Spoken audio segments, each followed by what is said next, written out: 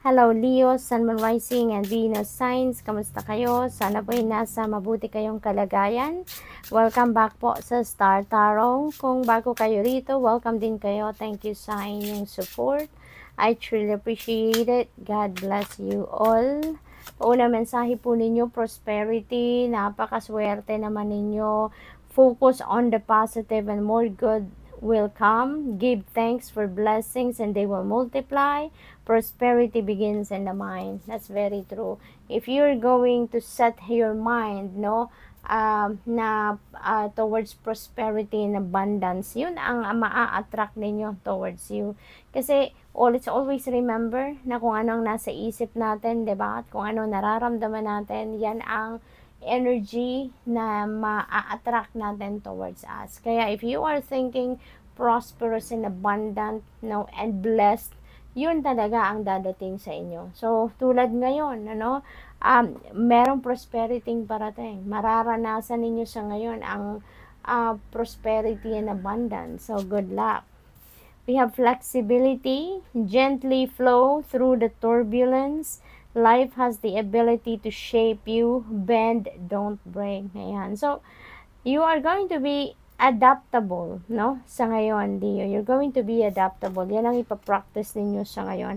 Adaptability and flexibility, napakaganda nito kasi kahit ano man ang kaganapan sa buhay ninyo na maaaring, let's say, for example, hindi masyadong maganda, challenging, maaaring ganon, but you would be able to come out of that successfully. Kasi, alam ninyo kung paano ninyo i-manage or kung paano ninyo i-navigate ang turbulent situation na yan. So, marami na din kayong natutunan sa buhay in the past.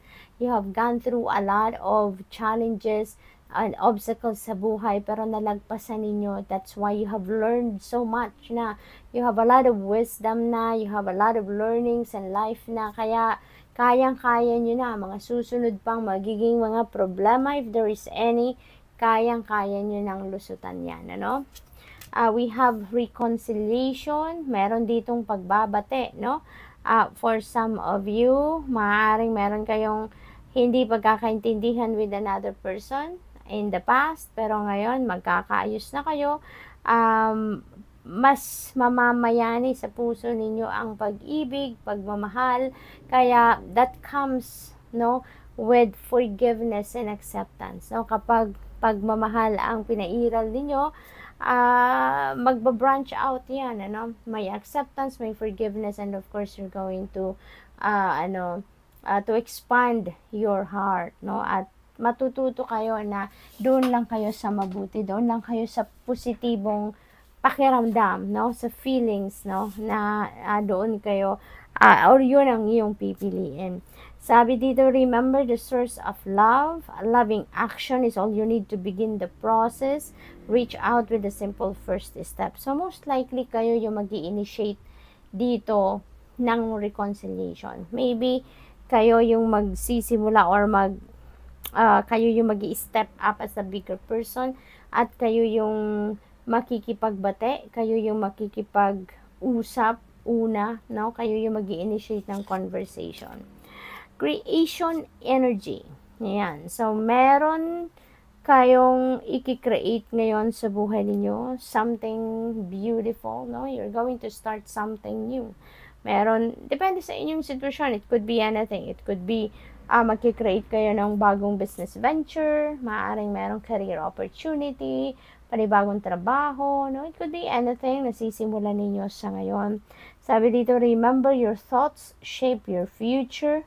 Your words create today and choices become your reality. So, tulad ng sinabi ko kanina, very powerful ang thoughts natin. Very powerful ang nararamdaman natin. Kasi, our thoughts becomes our feelings. At ang feelings natin becomes our behavior, becomes our actions, and our actions turns to our reality.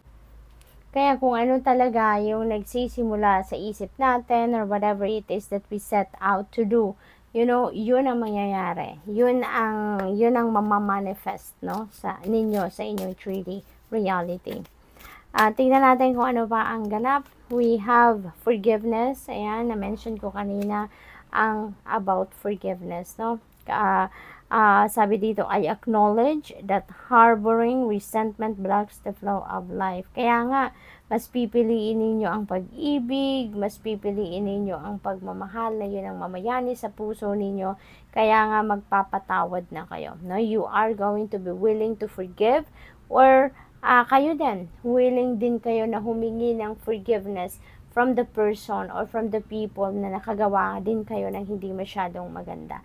Kaya nga kayo yung magkakaroon ng reconciliation with whoever that is na medyo may hindi kayo pagkakaintindihan in the past. Kasi mas pinipili ninyo ngayon ang pag-ibig at pagmamahal. Kaya matututo kayong mag-forgive at hihingi din kayo ng forgiveness.